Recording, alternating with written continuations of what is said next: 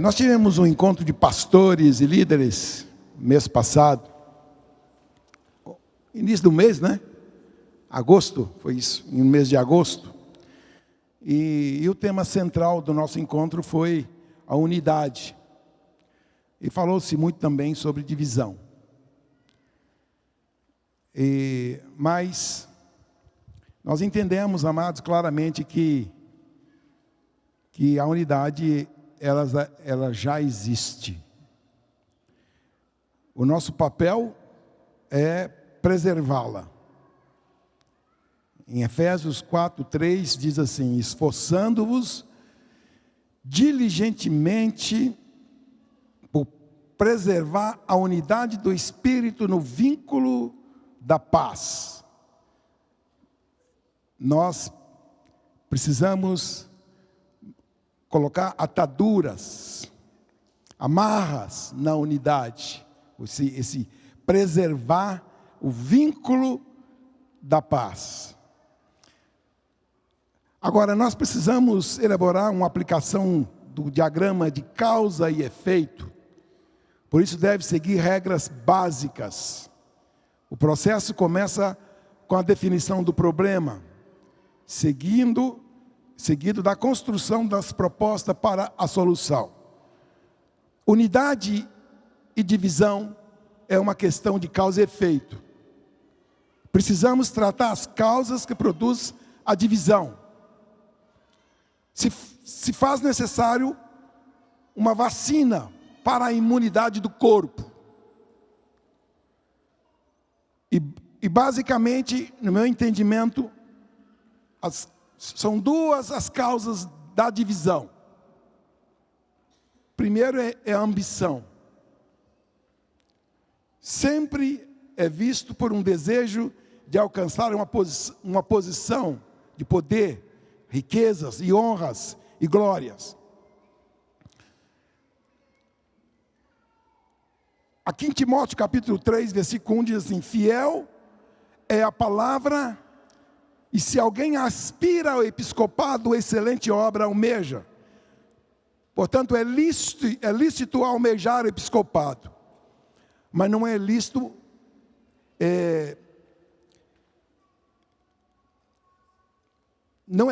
ambicionar o episcopado.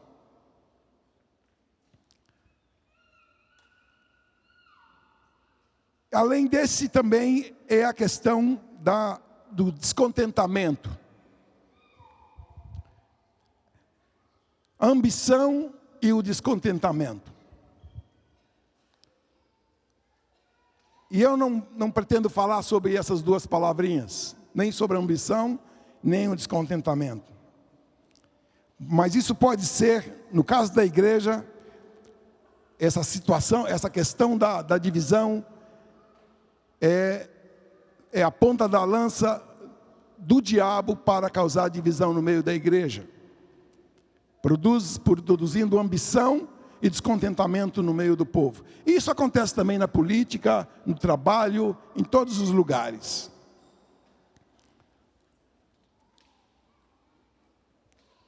Então eu gostaria de falar com vocês sobre a língua má. Maledicência é um dos pecados mais graves da Bíblia. Pois pelas consequências do pecado você conhece a gravidade do mesmo. O pecado da língua é um dos pecados mais cometidos na igreja. Ele se tornou um animal selvagem domesticado.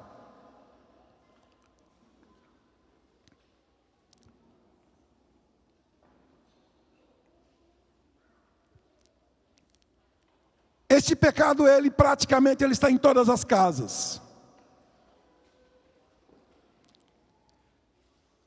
Não se deixe enganar.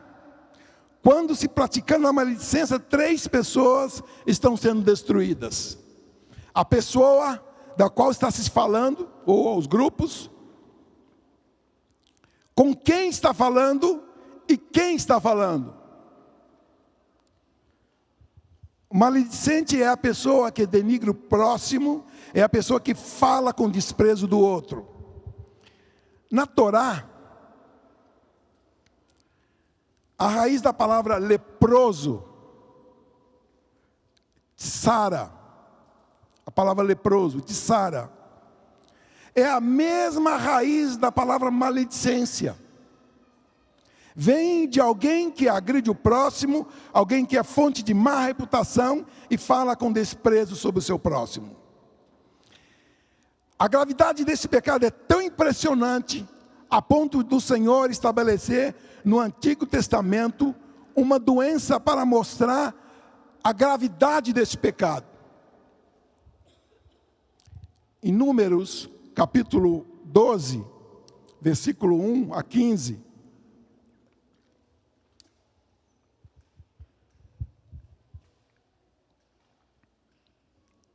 A palavra diz assim: falaram Miriam e Arão contra Moisés, por causa da mulher cuxita que tomara, pois tinha tomado a mulher cuxita. Olha a narrativa criada para justificar a maledicência contra Moisés. Porque Moisés tomou uma mulher cuxita. Na época que Moisés, Flávio José fala sobre esse texto, e ele nos dá uma dica interessante, que na época quando Moisés estava ainda no palácio, era filho de Faraó, ele saiu de lá com 40 anos, mas naquele período ele era um general de guerra, ele saía para a guerra com o seu exército. E numa dessas batalhas, na região da Etiópia, ele lá encontrou uma mulher e trouxe para casa. E ele foi viver com essa mulher. É uma cuxita, filho de Cuxi, neto de Noé. E quando ele matou aquele egípcio, ele fugiu para o deserto, foi para Midian, e lá ele viveu lá 40 anos no deserto. Essa mulher praticamente foi abandonada lá no Egito. E quando ele retorna, e lá é claro, ele arrumou uma esposa chamada Zípora. E quando ele retorna, ele vai estar com essa mulher novamente. E o texto diz que falaram Miriam e Arão contra Moisés por causa da mulher cuxita. Olha o que disseram. Vê se você consegue encontrar alguma conexão entre este fato e as argumentações que eles colocam para falar contra Moisés. Diz assim: porventura tem falado o Senhor somente por Moisés? Não tem falado também por nós?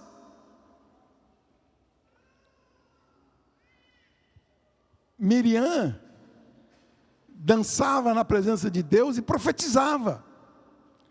Arão era porta-voz de Arão, era um homem importante. E de repente, eles argumentam: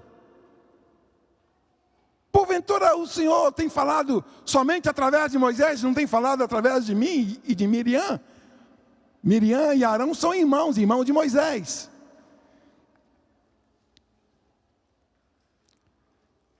A palavra de Deus diz que o Senhor ouviu. Era Arão, era o varão Moisés muito manso, mais que todos os homens que havia sobre a terra. O que é uma pessoa mansa? Pessoa mansa, a mansidão é aquela pessoa que entregou todos os seus direitos pessoais a Deus e não reivindica, não luta por eles. E quando Arão e Miriam se levantou contra ele, ele não ousou questionar a vida daqueles dois. Mas a palavra de Deus disse que o Senhor ouviu.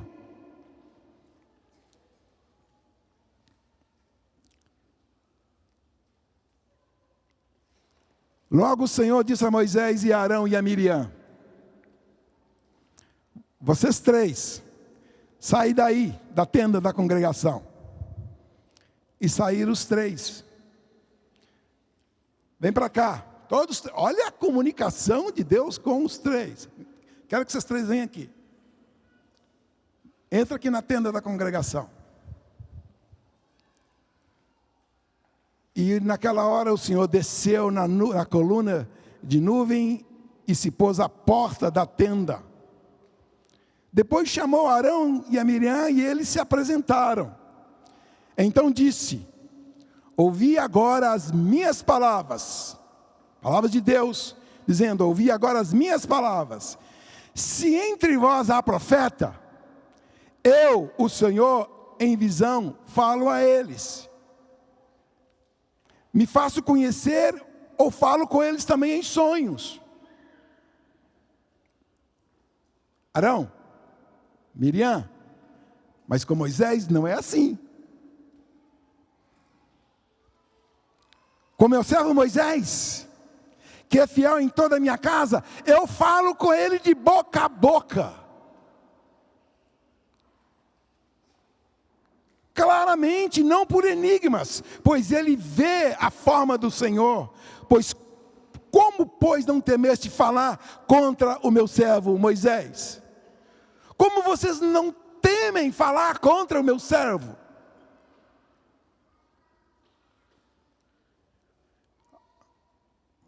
E a ira do Senhor contra ele se acendeu e retirou-se. E a nuvem afastou-se sobre a tenda, e eis que Miriam achou-se leprosa.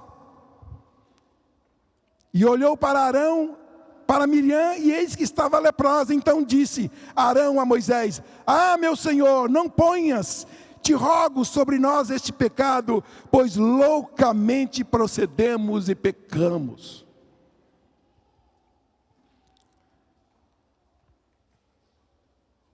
Ora, Deus diz: Moisés clamou ao Senhor dizendo: ó Deus, rogo-te que eu cures. Respondeu o Senhor a Moisés: se seu pai lhe cuspira no rosto, não seria envergonhada por 7 dias? Seja então detida 7 dias fora do arraial. Vai e coloca Miriam 7 dias fora do arraial, e depois será recolhida. Assim Miriam foi detida fora do arraial por 7 dias, e o povo não partiu, enquanto Miriam não foi recolhida. Porém depois o povo partiu e acampou-se no deserto de Parã. Miriam e Arão falaram mal de Moisés, e o Senhor ouviu. E o que eles fizeram? Moisés, fala para o Senhor para não nos imputar esse pecado e nos perdoar. E Moisés teve que se colocar diante de Deus e interceder por eles. É bem possível que você tenha cometido pecados contra os seus irmãos, contra qualquer membro da sua casa, da sua família, contra o seu líder, seu discipulador, seu pastor. É bem possível que você tenha que ir até ele, para que ele ore por você, para que Deus o livre da praga que pode vir sobre a tua vida e sobre a sua casa.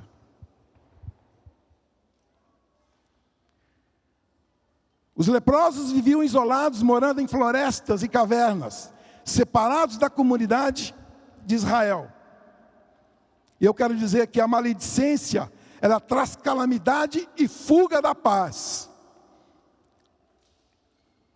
O pecado da maledicência é tão grave, que é a conjunção dos pecados de Provérbios 6, que são aqueles 7 pecados de Provérbios, capítulo 6, que são olhos altivos, a soberba, a língua mentirosa, a mentira, e mãos que derramam sangue, mãos que derramam sangue inocente, assassinato, coração que toma projetos iníquos, possivelmente sequestros, pés que apressam a correr para o mal, testemunha falsas, perjúrio, e o que semeia contenda entre os irmãos. A maledicência é tão terrível que se você ajuntasse esses 6 pecados, não seria tão danoso quanto o pecado da maledicência. A maledicência era causa de divisão. É a arma mortal usada pelo diabo para promover a divisão no corpo de Cristo, na família, no trabalho. A mais eficaz vacina contra a divisão é vacinar os irmãos contra a maledicência. Muitos lares estão leprosos. São verdadeiros leprosários. Interessante que quando você vai em Levítico capítulo 14, 43,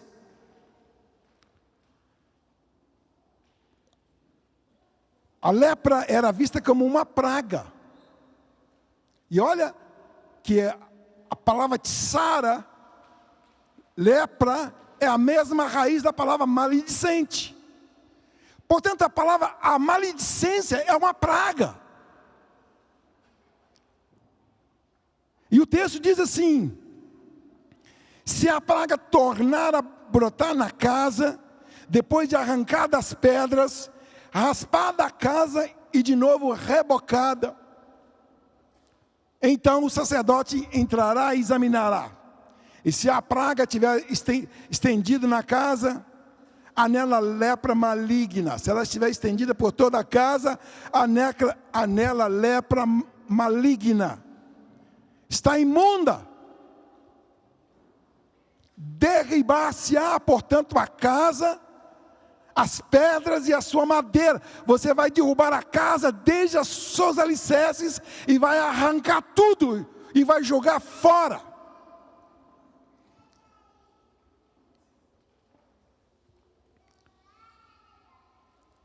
A Bíblia é muito clara quando a Bíblia fala sobre casa.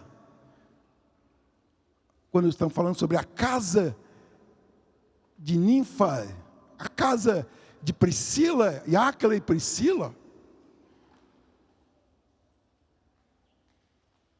é uma representação do nosso corpo. É uma representação da família, da nossa descendência. Portanto, se lá no Antigo Testamento era preciso de pegar a casa e colocar ela toda no chão, arrancar o reboco, arrancar tudo, arrancar as pedras, as madeiras, jogar tudo no chão, porque ela está contaminada. A cerimônia de purificação era feita fora do arraial, fora dos limites do povo, tratado de fora para dentro. Depois que for tratado de lá fora, fora do arraial, podia entrar para dentro da cidade. Depois da cerimônia de purificação, entrava na cidade, mas ficava 7 dias em quarentena. No 8º dia era apresentado ao Senhor. E por que a doença... Por que o doente que estava lá do lado de lá era apresentado ao sacerdote? Porque era uma doença espiritual. Não era uma doença de origem do corpo. Tsara, lepra em hebraico, era uma doença espiritual. Quem é cometido de tsara, de maledicência, está com uma doença espiritual e é terrivelmente contagiosa. Contamina toda a sua vida, as pessoas que estão por perto, contamina a sua casa, contamina a igreja, a sociedade, contamina tudo. É uma doença, é uma lepra, é uma doença maligna que tem que ser tratada com firmeza e com rigor. Se nós queremos manter a unidade na igreja, nós sabemos que o elemento essencial que o diabo usa para causar divisão na igreja é ambição, é o descontentamento, porque você não conseguiu uma posição.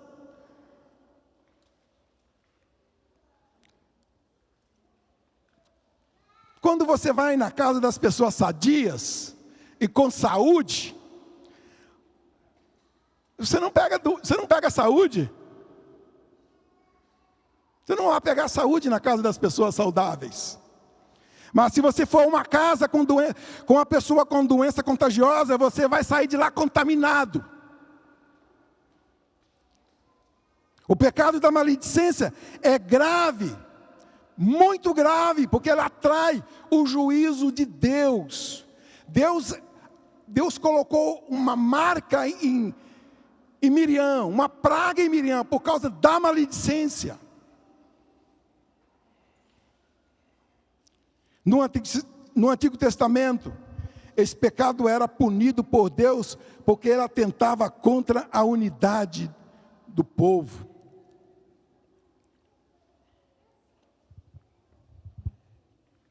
Salmo 34, versículo 12 e 13 diz: quem é o homem que ama a vida e quer longevidade para ver o bem? Você quer viver muitos anos nessa terra? Você quer longevidade de vida e quer viver e ver o bem? Refreia a língua e os lábios de falarem dolosamente. Tiago disse que a língua é um animal selvagem, difícil de dominar. Agora, a língua má, ela tem 3 vertentes, que nós precisamos distinguir muito bem. Primeiro é a maledicência, que eu estou falando e vou continuar falando mais dela. Depois a calúnia e a difamação. E terceiro, a fofoca, o mexeriqueiro. Então, sobre maledicência, estou continuando. Então, quando você aponta algo negativo sobre um irmão,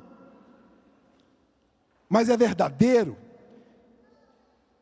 e se não há uma intenção sincera de corrigir ou melhorar a situação do irmão, na verdade, você está comentando para expor o irmão e fala para as pessoas erradas. Isso é maledicência. Não significa que é mentira. Pode ser verdade. Mas se você fala para as pessoas erradas, com propósito errado, e o maledicente não pratica este pecado sozinho. É como a tampa e a panela, é a corda e a caçamba.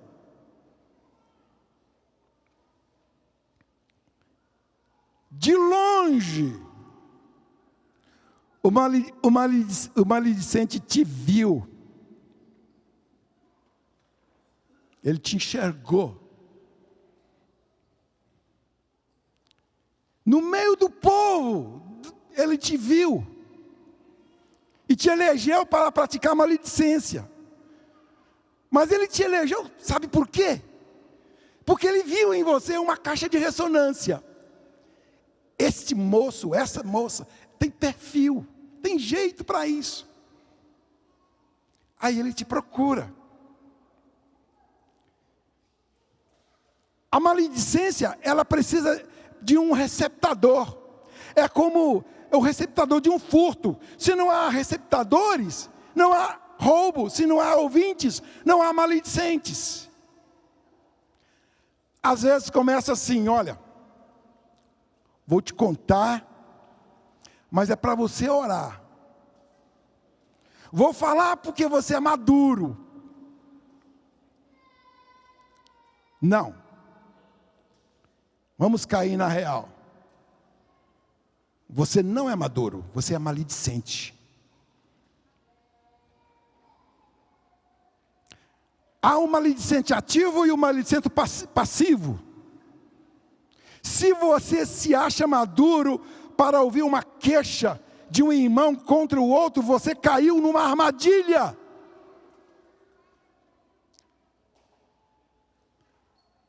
É interessante que quando você olha para os apóstolos, olha para Jesus, aquele ambiente quase transcendendo ao céu. Jesus, com toda a sua santidade, com um coração puro, um homem manso, humilde, submisso. Uma vez estava numa reunião, aqui em João 12, 4 a 6, diz assim: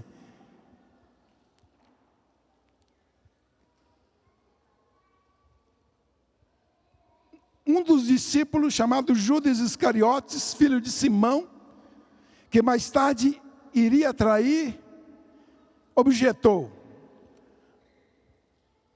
por que esse bálsamo perfumado não foi vendido por 300 denários e dado aos pobres? Aquela hora que aquela mulher tomou aquele bálsamo e jogou aos pés de Jesus, jogou na cabeça dele e ungiu a Jesus. E o texto conclui, diz: ele não disse isso por importar com os pobres, mas porque era ladrão, sendo responsável pela bolsa de dinheiro, frequentemente tirava o que nela era depositado. Olha a contaminação. Mateus 26, 6. Ora, estando Jesus em Betânia, em casa de Simão, leproso, aproximou-se dele uma mulher trazendo um vaso de alabastro cheio de precioso bálsamo que ele derramou sobre a cabeça, estendendo-lhe a mesa. Vendo isso, indignaram-se os discípulos e disseram: para que esse desperdício? Pois esse perfume podia ser vendido por muito dinheiro e dado aos pobres. Você sabe de onde nasceu este argumento? Nasceu no coração de Judas. E agora, os apóstolos estavam também agora fazendo comentários. O que esta palavra de Judas insinuava? Sutilmente, Jesus estava sendo acusado de vaidoso, de arrogante e de soberbo. Olha a manobra. Sutilmente. Isso é uma vaidade de Jesus. Ungir ela com óleo é muito dinheiro para desperdiçar. O maldizente é bom na interpretação das intenções e nas atitudes dos outros.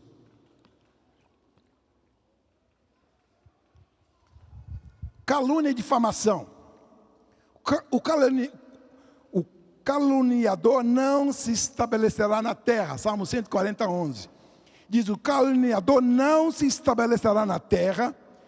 Ao homem violento o mal perseguirá com golpe sobre golpe. E eu sei que o Senhor manterá a causa do oprimido e o direito do necessitado. Assim os justos renderão graças ao teu nome e os retos habitarão na sua presença.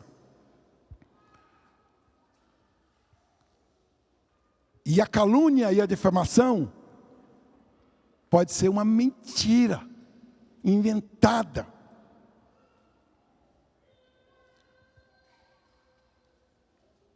A difamação só tem um interesse: de destruir, pois é um ato de perversidade e de maldade. Olha, eu quero contar para vocês uma experiência que aconteceu com uns pastor na denominação. Esse pastor era um homem de uma família impressionante, o testemunho deste homem. Uma família irrepreensível, uma esposa, 3 filhos, sentados assim na cadeira da frente, com a esposa do lado, ele pregando, e de repente levantou uma senhora no meio do púlpito, e dizia: eu quero falar com a igreja. Pastor, e ela veio lá e disse: olha, quero dizer para vocês que eu e o pastor estamos tendo um caso há algum tempo. Sou amante dele, A igreja veio abaixo. A esposa do pastor não sabia onde ficava. As crianças começaram a chorar. Aquele tumulto começou no meio da congregação. Alguém subiu lá, um diácono, pegou o microfone, acalmou os irmãos, e disse: mas por que você está falando isso? É uma denúncia contra um homem de Deus. Eu tenho prova, eu posso provar. Ele tem uma cicatriz na virilha, tal. E era verdade, ele tinha uma cicatriz na virilha. A esposa do pastor levantou dali, com os filhos, e foi embora. Esse pastor teve que mudar para uma cidadezinha, morar numa roça, e ficou lá por 20 anos.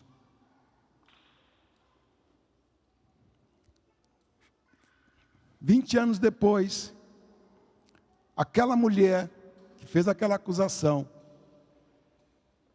ela foi acometida de um câncer fulminante, estava na UTI, e mandou chamar o pastor, presidente da denominação, e o pastor foi lá, junto com mais um secretário, mais um outro lá, e ela confessou que ela inventou aquela história. Ele disse: mas como que você sabia daquela cicatriz? Eu era enfermeira no hospital quando ele fez aquela cirurgia de apêndice, e ele estava lá dormindo, e eu descobri ele, e eu vi a cicatriz.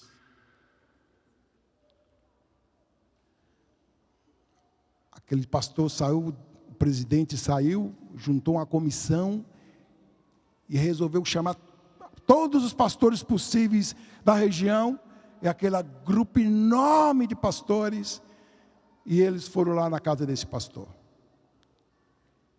E eles chegaram com a carteirinha de pastor, e virou para ele e falou: pastor, nós estamos aqui porque nós queremos devolver a honra que foi tirado de você, e aqui está a sua carteira. Naquela hora, ele olhou para o pastor presidente e disse assim: onde está a reparação da minha honra? Minha mulher foi embora, casou-se, constituiu uma família, perdi minha mulher, perdi meus filhos, nunca mais apareceram aqui. Perdi minha casa, perdi tudo. E agora vocês vêm aqui com uma carteirinha querendo me restituir a honra.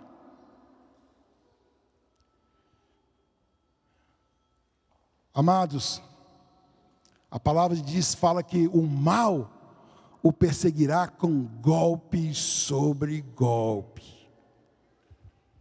Se você tirou a honra de alguém com calúnia e difamação, o golpe virá.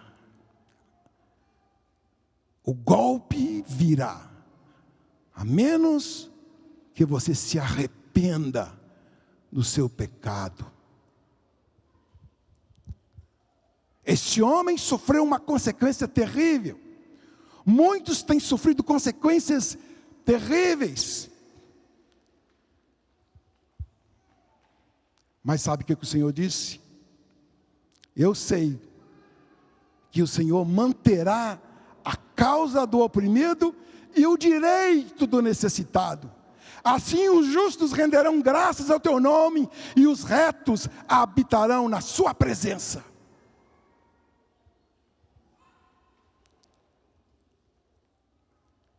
Golpe sobre golpe, consequências do pecado não confessado e não restituído. Às vezes você quer restituir a camisa que você roubou, mas você precisa entender que às vezes você tem que restituir a honra que você tirou. E quando você sai falando das pessoas, caluniando, difamando, fazendo maledicência, quero te dizer uma coisa: o juízo de Deus virá sobre a tua cabeça, com golpe sobre golpe, e Ele não te poupará, porque Deus não vai tomar você por inocente. E as consequências, cedo ou tarde, chegarão.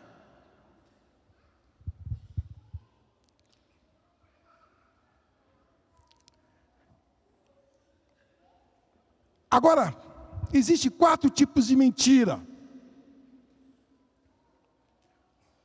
Aquela que é a própria personificação do diabo. João 8,44 fala que ele é o pai da mentira. Esta mentira eu chamo de mentira. Nem vou discorrer sobre ela. Você já sabe sobre ela muito bem. Mas existe a mentira verdade. É uma mentira com ingredientes de verdade. Lá em Gênesis 3:1 diz assim: mas a serpente, mais sagaz que todos os animais selváticos que o Senhor Deus tinha feito, disse à mulher. É assim que Deus disse: não comereis de toda a árvore do jardim? Olha, o que a serpente falou?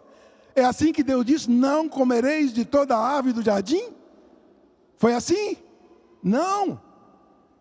Deus disse que a mulher podia comer de todas as árvores do jardim. Mas daquela árvore você não pode comer. Se você comer, você vai morrer. E vem ela e diz: não comereis de toda a árvore do jardim? Respondeu-lhe a mulher: do fruto das árvores do jardim podemos comer. Mas do fruto da árvore que está no meio do jardim, disse Deus, dele não comereis, verdade. Nem tocareis, não está escrito. Nem tocareis para que não morrais. Veja bem, é uma mentira, verdade, foi acrescentada uma mentira, o ingrediente foi colocado no meio.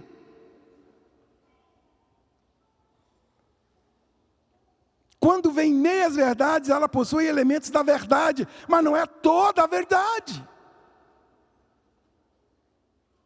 Porque você precisa conhecer, como Deus conhece. Porque, amado, entre nós, povo de Deus, muitas das vezes nós como presbíteros, nós não julgamos as pessoas, nós julgamos processos.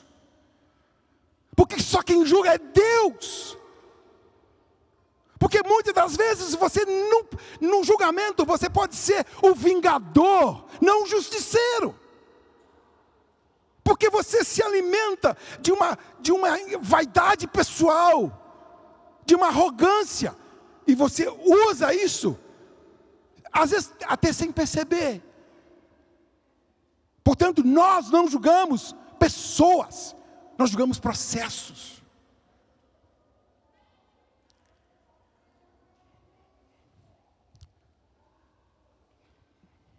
Agora, existe a verdade e mentira. O que é a verdade e mentira? Lá em Efésios 4,15 fala assim: mas falando a verdade em amor, cresçamos em tudo naquele que é o cabeça, Cristo. Verdade falada sem amor é uma verdade mentira. Você pode estar falando a verdade com arrogância, com presunção, por vingança. E uma verdade. É uma mentira com ingrediente de mentira. É uma verdade com ingrediente de mentira. Ela vem com arrogância, com soberba, ciúmes e inveja. Uma verdade falada para se promover. Quando você repreende para se promover, é uma verdade mentira. Exemplo. Então, Mateus 4:5 diz: então o diabo levou a cidade santa, colocou-o sobre o pináculo do templo e disse: se és filho de Deus, atira-te aqui abaixo. Porque está escrito: aos teus anjos ordenará a teu respeito para te guardar em todos os seus caminhos. E eles te sustentarão nas suas mãos, para não tropeçares com teu pé em pedra. Sabe o que Jesus falou? Respondeu para ele: mas também está escrito: não tentarás o Senhor teu Deus em vão. É uma verdade pela metade. Verdade e mentira também é usada para pisar nas costas do próximo, para fazer como trampolim, para crescer em alguma posição. Isso é muito comum. Muito comum. Seja na igreja, seja na família ou no trabalho. Aquela fala que desqualifica o outro, para se oferecer sutilmente como a solução. Olha, lá no fundo, se apresenta como a resposta. Exemplo de Saul. O Senhor disse, vai para Saul, vai, pois agora, e fere Amaleque, destrói totalmente tudo que tiver. Nada lhe poupes. Porém, matarás homem, mulher, meninos e crianças de peito, bois e ovelhas, camelos e jumentos. No retorno do profeta Samuel, ele disse, então disse Samuel, que balido pois de ovelhas é esse que os meus ouvidos e o mugido dos bois que estou ouvindo? Que é isso, Saul? Respondeu, Amaleque, respondeu Saul, de Amaleque os trouxeram. Olha, de Amaleque os trouxeram. Porque o povo poupou o melhor das ovelhas e dos bois para sacrificar ao Senhor. Agora o resto nós destruímos tudo. O Senhor deu uma ordem a Saul contra os amalequitas, pelo que fizeram a Israel na saída do Egito. E ele diz, destruí-los todo homem, mulher e criança, até mesmo os animais. Saul entra na batalha e os derrota, mas não cumpre a ordem por completo. Ele poupou a vida do rei Agag, bem como o melhor dos animais daquele povo conquistado, ovelhas, boi, bezerras e outros. Quando Samuel encontra, diz que ele seguiu todas as ordens do Senhor. No entanto, quando Samuel confronta, Saul novamente culpa os outros. Ele diz que foi o povo que trouxe de volta para sacrificar. E é nesse momento daquela frase muito famosa, que é melhor obedecer do que sacrificar. Verdade e mentira é falada na hora errada para provocar uma reação do outro, para o denegrir, diminuir, expor. E a verdade e mentira sempre vem maquiada de espiritualidade. Tem um tom de espiritualidade.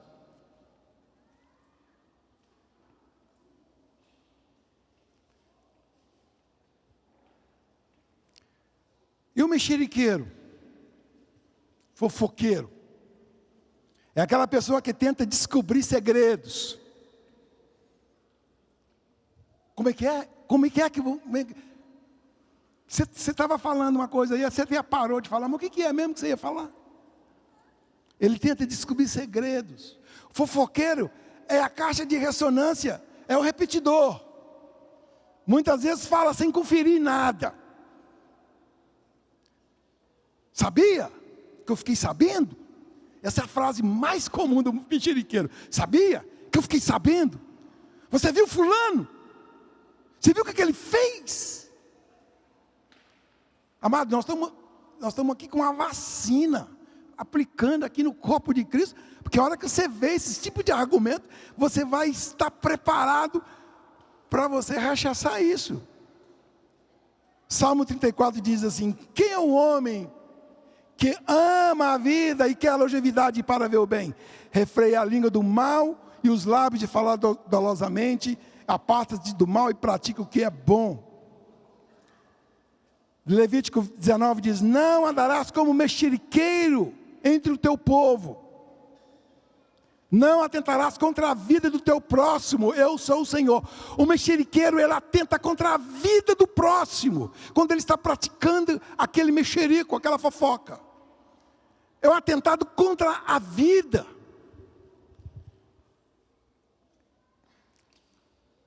Amados, José foi chamado por Deus do Egito, desde o ventre dele. Mas ele não precisava ir pelo caminho que foi, não. O pai dele mandou fazer uma veste especial para ele, uma túnica, bordada pelo próprio pai, aquela coisa mais fina que você possa imaginar.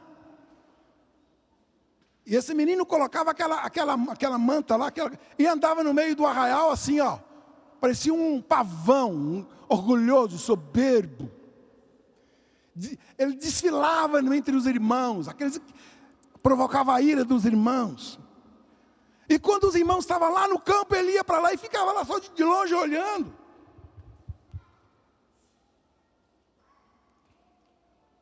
E sabe o que ele fazia?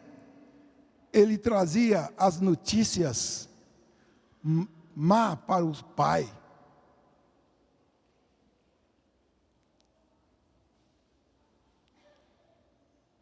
José foi jogado na cova dos leões, vendido como escravo, ficou 13 anos na masmorra. José não precisava ter ido por esse caminho. No poço, na cisterna. Eu falei abismo? Cova dos leões. Puxa.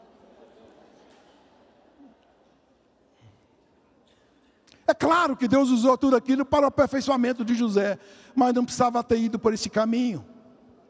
Mateus 7,2 diz: pois com o critério com que julgardes, sereis julgados, e com a medida com que tiveres medido, vos medirão também.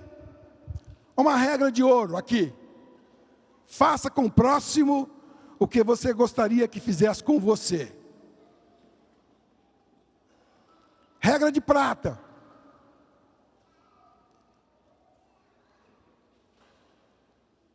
do jeito que você trata, você será tratado.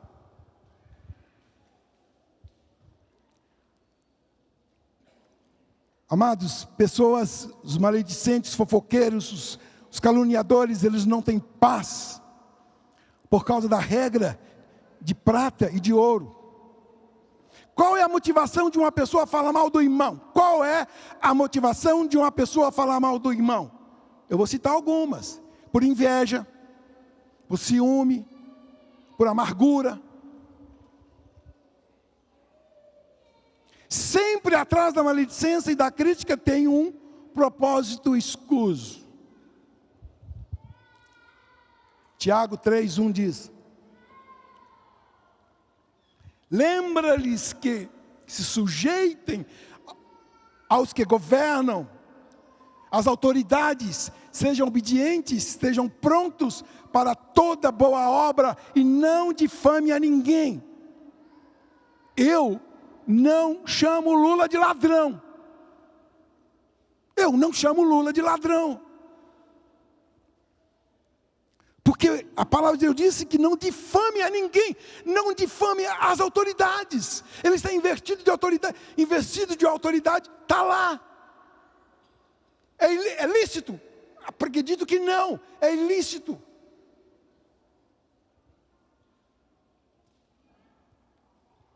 Não sejam altercadores, mas cordatos, dando prova de toda cortesia para com todos os homens. Salmo 15 diz: quem, Senhor, habitará no teu tabernáculo? Quem há de morar no teu santo templo? O que vive com integridade e pratica justiça, e de coração fala a verdade. E o que não difama com sua língua, e não faz mal ao próximo, nem lança injúria contra o seu vizinho. Vizinho então, coitado, sofre na mão do povo. 1 Coríntios 5:11 diz assim: mas agora vos escrevo que não vos associeis com alguém que, dizendo-se irmão, for impuro. Olha, você vai perceber que Sara está aqui. Ou avarento, ou idólatra, ou maldizente, ou beberrão, ou roubador, com esse tal nem ainda comais. Paulo equipara a maledicência, a idolatria, a impureza como a da lepra. Não associe com essa pessoa.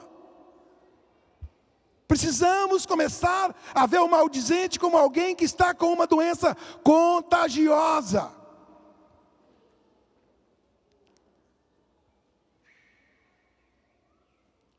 Lucas 6, 28 diz: bendizei aos que vos maldizem, orai pelos que vos caluniam. Provérbios 16, 28. O homem perverso espalha as contendas, o difamador separa os maiores amigos e o maldizente destrói o corpo.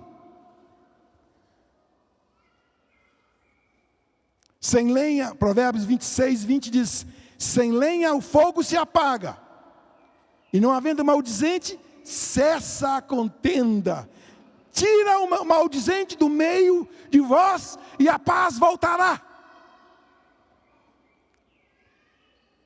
Por que o povo de Israel, quando eles eram cometidos da praga maligna, eles eram colocados em quarentena e eram tratados de fora para dentro? Porque era uma praga maligna e contagiosa. E amados, nós como igreja precisamos tratar os maledicentes de fora para dentro.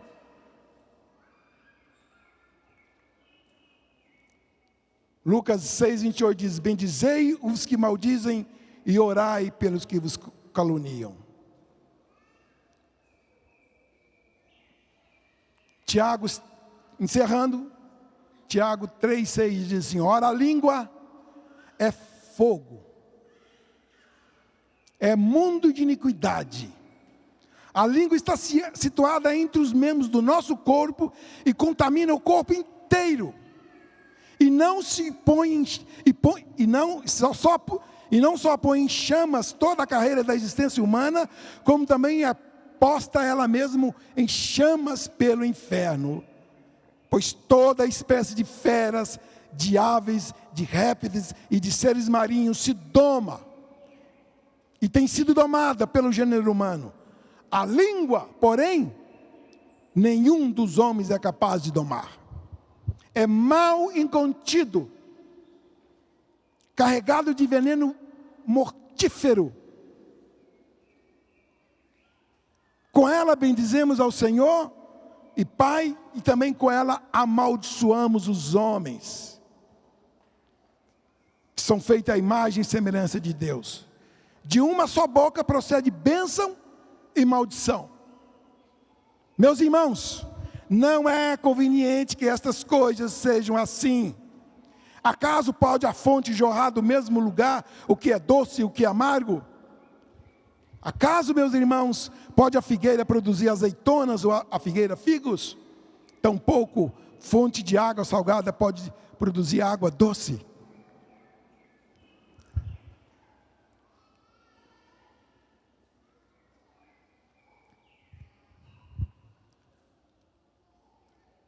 Nós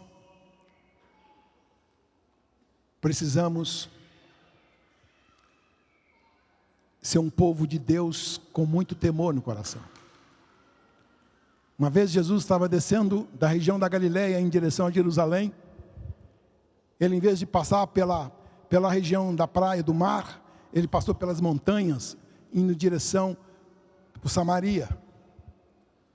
E lá ele encontrou 10 leprosos. Jesus sabia que aqueles 10 leprosos estavam ali. E Jesus propositalmente passou por ali, sabe por quê? Porque Jesus amou aqueles leprosos. E Jesus ama aqueles que praticam a maledicência e quer livrá-los, porque Ele ama você.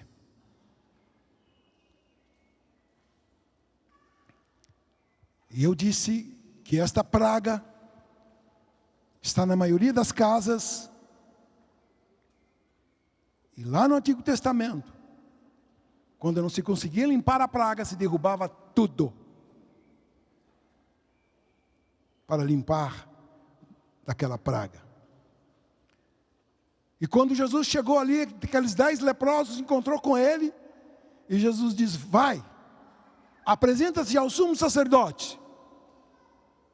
Agora eu pergunto, por que Jesus mandou aqueles 10 leprosos se apresentar ao sumo sacerdote? Porque não era uma questão de saúde pública. Era uma questão, era doença espiritual.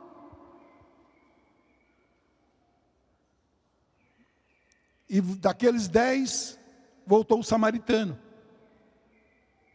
Agora é interessante, né? Samaritanos não se davam com os judeus. Nem perto eles passavam do outro. E lá naquelas montanhas, naqueles vales, tinha lá 9 judeus e um samaritano. Pai, os 10 leprosos unidos, o preconceito se foi. Sabe por quê? Porque o maledicente é assim. Ele luta por uma causa maior. Ele às vezes é capaz de ignorar os conceitos dele para prejudicar alguém. E ele elegeu um mal maior.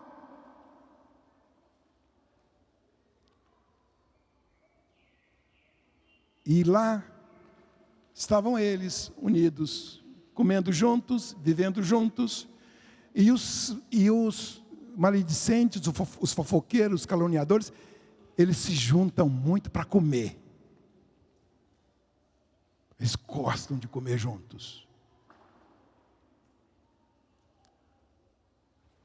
Mas um só, que era samaritano, retornou cheio de gratidão a Deus, agradecia o Senhor, porque foi liberto daquela praga.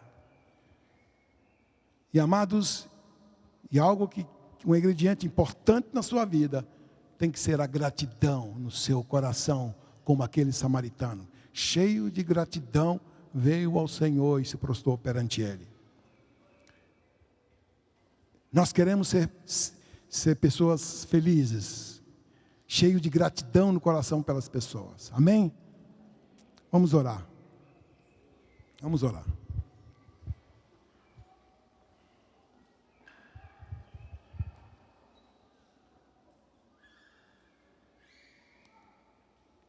Senhor, nós queremos aqui depositar nossa casa, nossa família, nossas vidas. Nos livra desta praga, Senhor.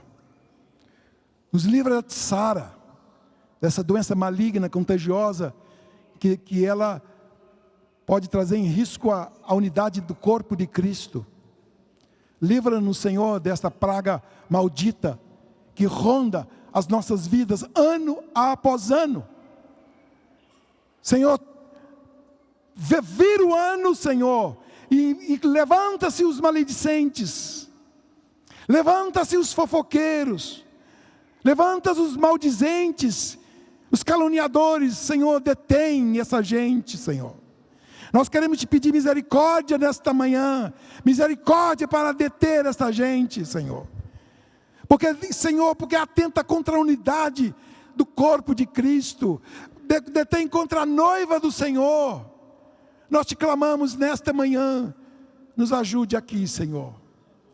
Por favor, Senhor, venha trazer cura no meio da igreja. Venha trazer cura desta praga maligna, diabólica, dessa arma satânica que o diabo tem usado contra nós, ano após ano, Senhor. Nos livra dessa doença, praga maligna, espiritual, que está contaminando muitas pessoas. Senhor, que tenta destruir o teu corpo e a tua família, Senhor. Obrigado, Senhor, porque o Senhor está querendo nos vacinar aqui nesta manhã, para nos livrar dessa doença contagiosa, Senhor, em nome de Jesus. Amém, em nome de Jesus. Deus abençoe.